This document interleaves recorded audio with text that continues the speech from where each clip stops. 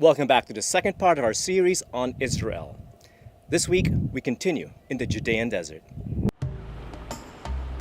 From the bustling coastal cities of Haifa and Akko and the fertile lands around the Sea of Galilee, we're heading south this time and deep into the desert to where the most starkly desolate yet most strikingly beautiful part of the land is found.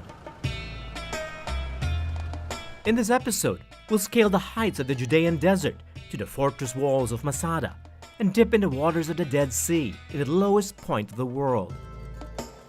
We'll go off-road in the Negev desert to see the largest crater on the planet and try the life of the nomadic Bedouin and travel like they do on camelback. So join us in the south of Israel. I'm David Saldran, and this is Executive Class.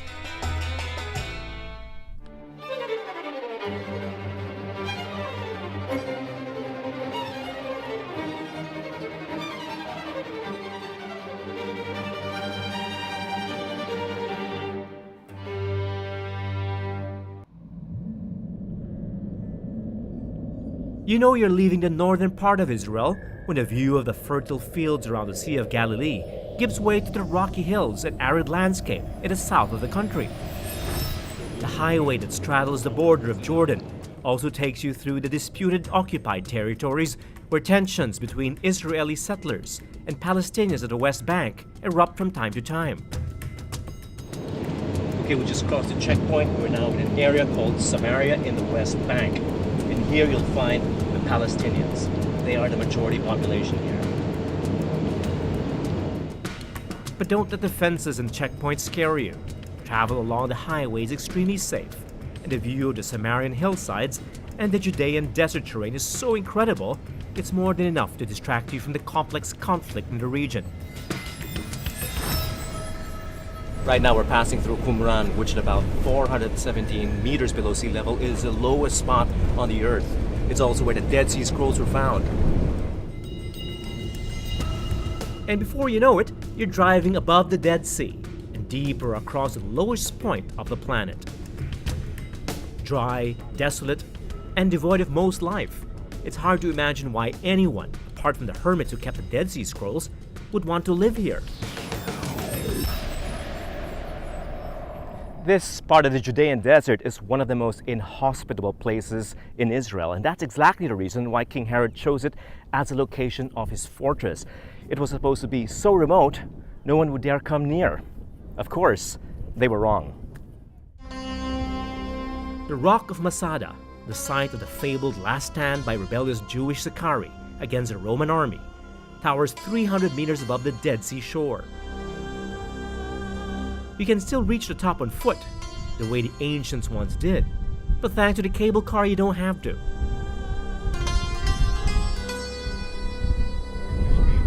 Even by modern cable car standards, that was pretty steep.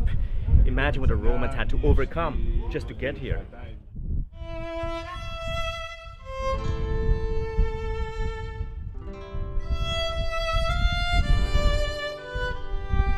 Both a royal palace and fortress, Masada also housed a Roman garrison that was attacked by a Jewish cult, the Sicarii, in the year 66 AD. The event sparked the beginning of the Jewish rebellion, eventually crushed by the Romans, culminating in the destruction of the temple in Jerusalem and the exile of Jews from their land. The story goes, remnants of the Sicarii and their families held out in Masada, taking advantage of the thick walls and impossible terrain to survive the prolonged Roman siege.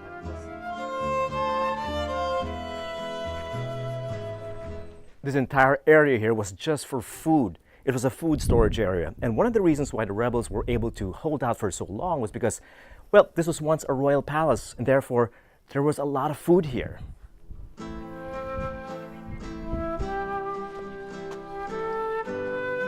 Lucky for the Sicarii, Masada was purpose-built to withstand the parched environment. Archaeologists unearthed cisterns that supplied water to the king's court and the heated Roman bathhouse in the royal property. What a stunning view. Presumably it's the same view that King Herod enjoyed back in the day. Let's not forget, although we know Masada today as a defensive fortress, it was also a pleasure palace. This was where King Herod would come just to get away from it all, like a resort today.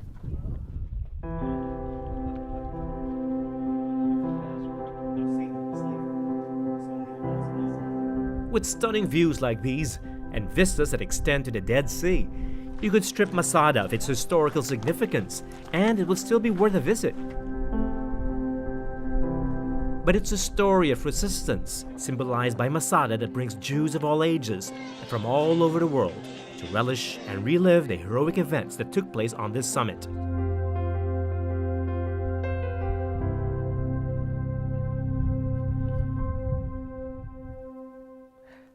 This here is the breaching point. Using a ramp and a battering ram, the Romans finally broke through the wall of Masada. After waiting it out here for 2 years, the rebellion was finally over. There are conflicting versions of what happened next. In a more popular narrative, the Sicarii opted for mass suicide rather than submit to Roman authority. This here is a very important part of Masada because it was here that archaeologists found shards of pottery that debunk the myth of a heroic mass suicide that took place here. Apparently not. What happened was the men, women, and children were all murdered by their colleagues to save them from slavery. It was only the last man standing who committed suicide.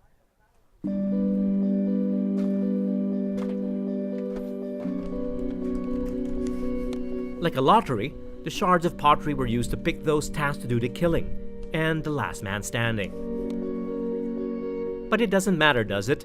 The myth of Masada remains as powerful as ever, though sadly abused by some political extremists.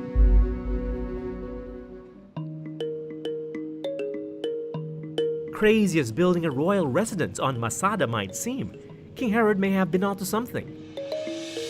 His vision was just ahead of its time, actually by 2,000 years, because on the shores of the Dead Sea today you'll find luxury resorts doing much the same thing, even one named after the king.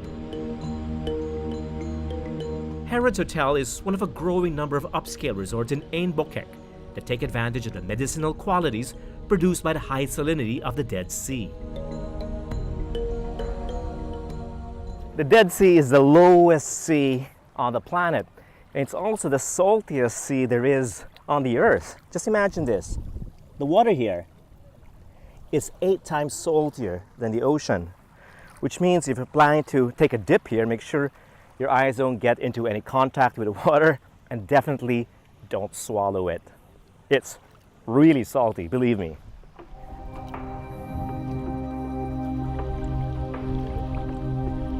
The Dead Sea is so cold because no living thing can survive the salinity. It's so salty, if you leave a stone under the water long enough, a coat of salt forms over it. Can't even remove it. It's stuck. So, if I stay long enough in the Dead Sea, I become a pillar of salt. Speaking of which, Sodom and Gomorrah, remember that story? It's close by, the city of Sodom.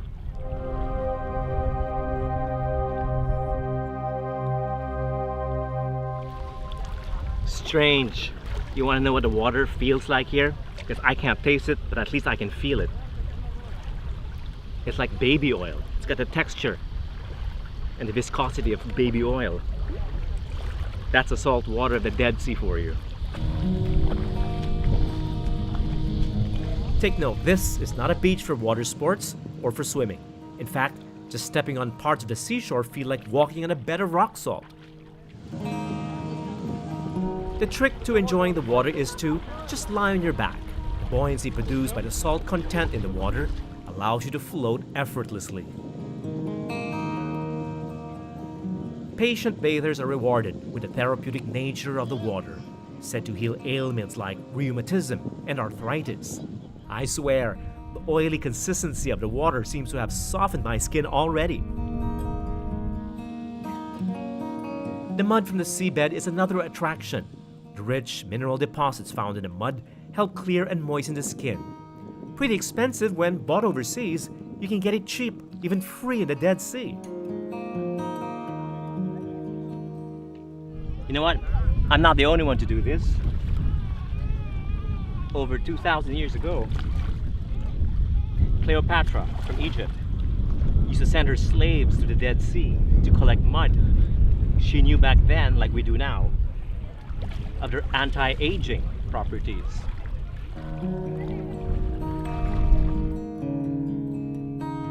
Mud is just one of the many byproducts of the Dead Sea. The seabed contains valuable potash that's used for making fertilizer. But harsh as the environment might seem, it's actually very beautiful here, especially at sundown, when the mist that hangs over the mountains and the sea turn to unusual shades of pastel.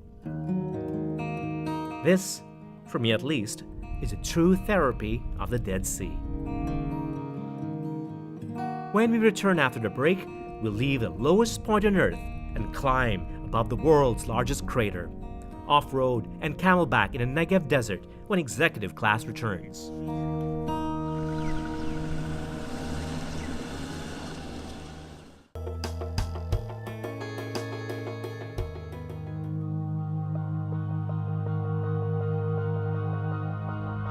Welcome back to the second of our three-part series on Israel. We're leaving the Dead Sea behind and driving further south, deep through the vast and stark expanse of the Negev desert. The Negev covers more than half of Israel's landmass, yet just over a tenth of its population live here, but it's far from lifeless. The desert hosts a complex ecosystem, which generations of settlers and nomadic tribes have relied on to survive.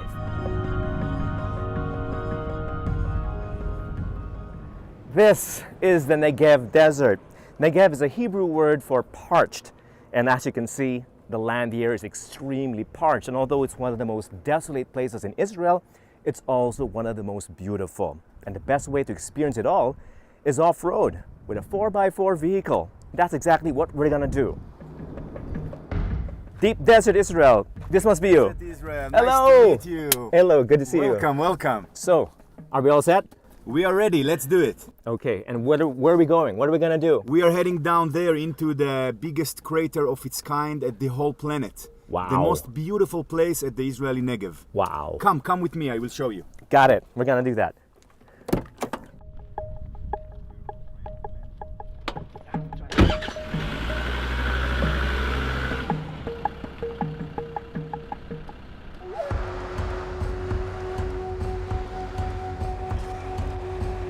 Avi Ashlag of Deep Desert Israel offers off-road tours of Maktesh Ramon, the local name for the crater.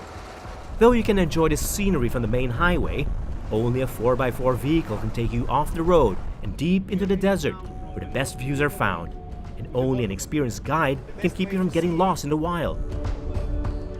All right, here we go. Off-road. Off-road.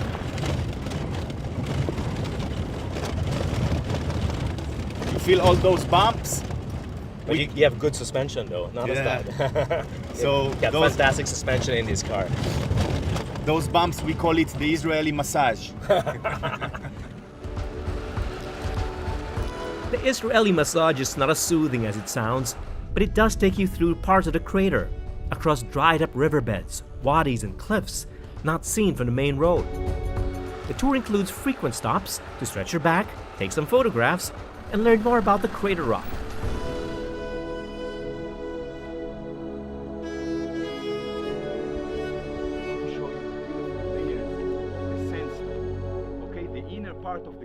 I just want to show you the beautiful sandstone and the colors that coming out of it, and as you can see, it's a free makeup.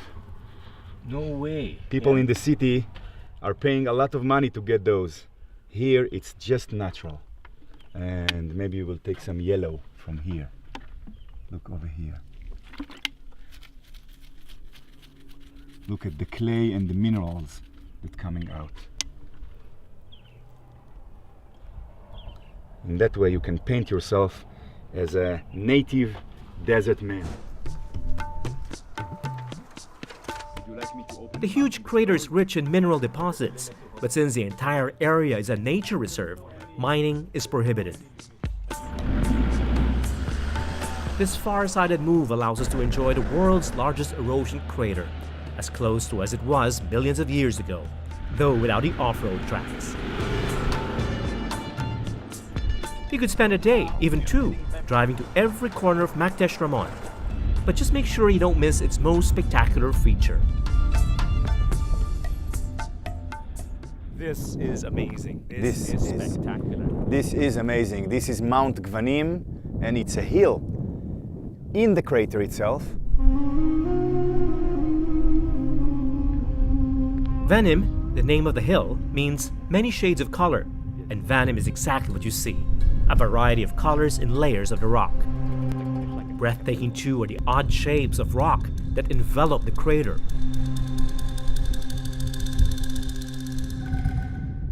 So, is this the best spot? If you only had like one place to go in the desert, would this be the place? Yes, yes. If I will have tourists and they will tell me, take me to the most beautiful place in the crater, for sure it will be here on Mount Gvanim. Because as you can see, it's open. You can see the whole size of the crater.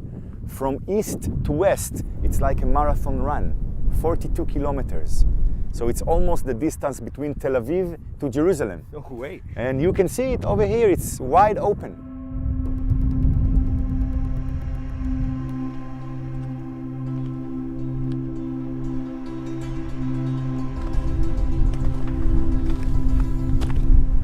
This is probably the most beautiful spot in the entire Negev desert.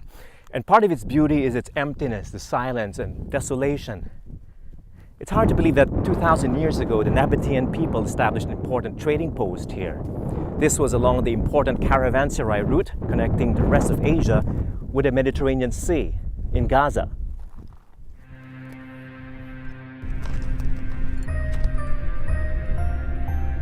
The descendants of the Nabateans, the Bedouin, have found new parts of the Negev to live. But if only for a few hours, you can imagine yourself traveling as these nomads once did.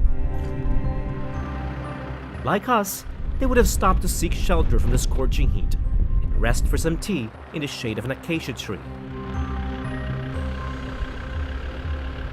The best thing about this place is the quiet. It's so quiet here.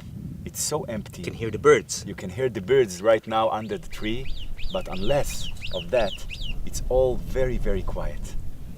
So let's take just few minutes just to enjoy the atmosphere of the desert.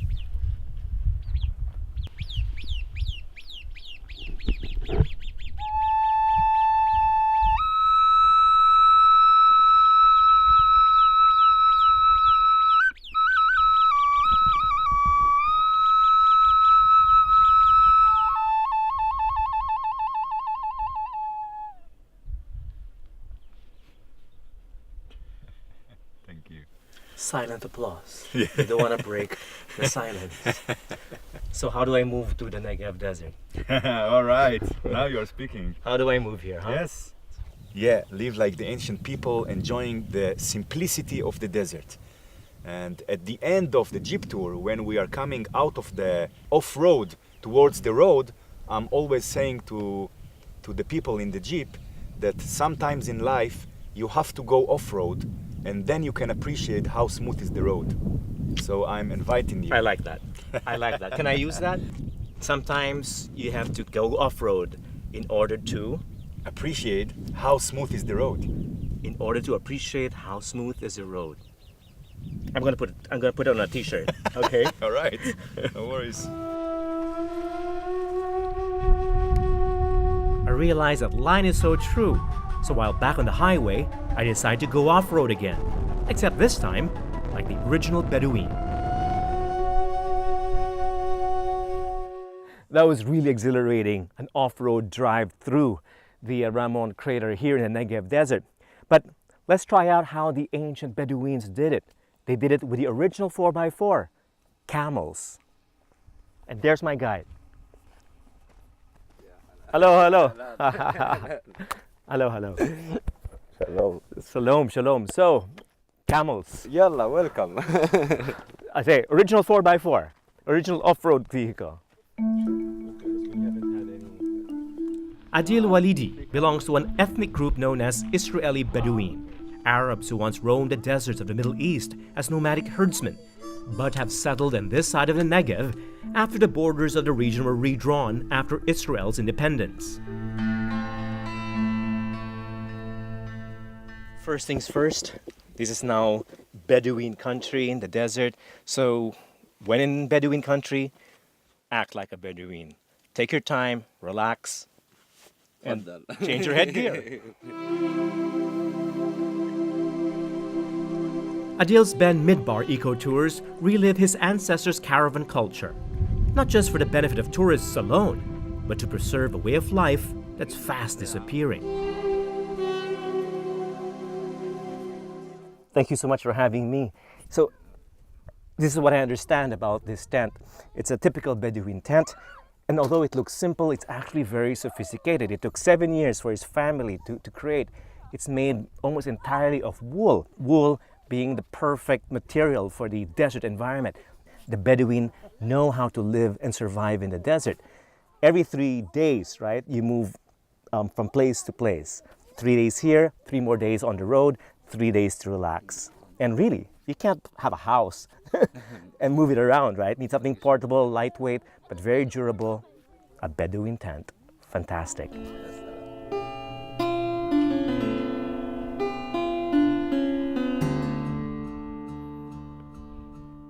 Sharing tea and playing the rebab are also part of the Bedouin routine. Most Bedouin today have settled in fixed farming communities where fresh food and modern appliances are available. But Adil shows me how to cook and eat when in the middle of the desert and without running water or electricity.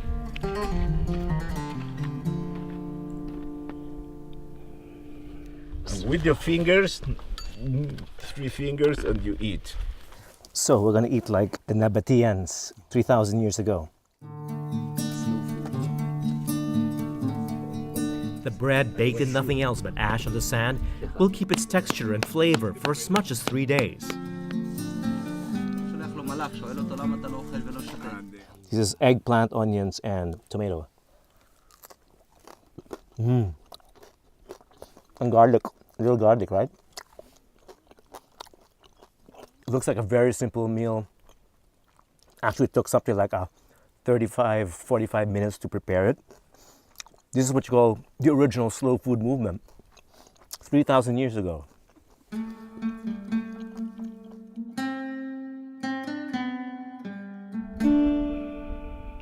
Meals end with fresh brewed coffee. And why not? The first known Arabica beans were cultivated in Arabian lands close by and transported by camels to the region's various caravanserai. Camels are another hallmark of Bedouin culture. They're more than just a means of transport. They're a source of prestige and wealth too. Any instructions before I ride? My first time to ride a camel, believe it or not. First time to ride a camel in the desert. And is it like a horse? Similar to a horse? Okay. So just get on. Oh, welcome. There go the muscles. Woo! Okay. Whoa, this is tall. Oh, this is not like a horse at all.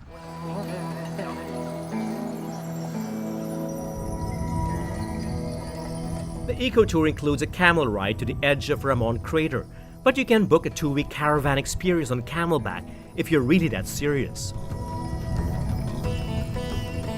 Camels are perfectly adapted to the desert. Their thick wool protects them from sandstorms and the hot sun, and they can store enough moisture and energy in their system to survive long periods without food and water.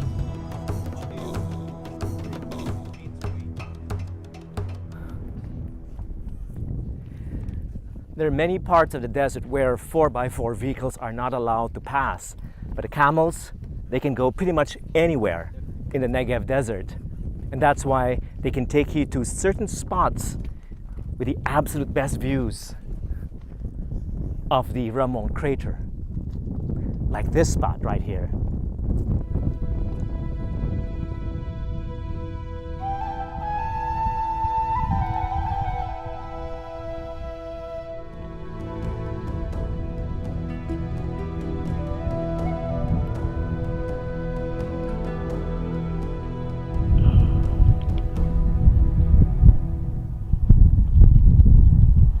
Remember, this is desert time, which means take your time. That's exactly what I'm gonna do here. I'm gonna take my time to take in this beautiful view of the Ramon crater below.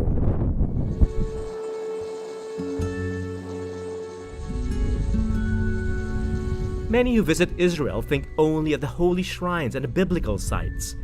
And though the Negev may not have as many to pique the pilgrim's interest, it feels deeply spiritual nevertheless. Here, time slows down significantly to reveal a part of the country relatively unscathed by the conflicts that have shaped the region's history. A place of peace, of natural beauty, and genuine hospitality.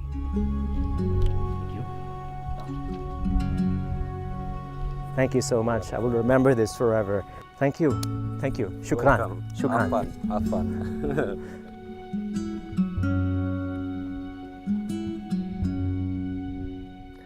And that's all for this part of our series on Israel. Join us again next week as we continue our journey through the Holy Land. Till then, I'm David Sadran. Thanks for watching.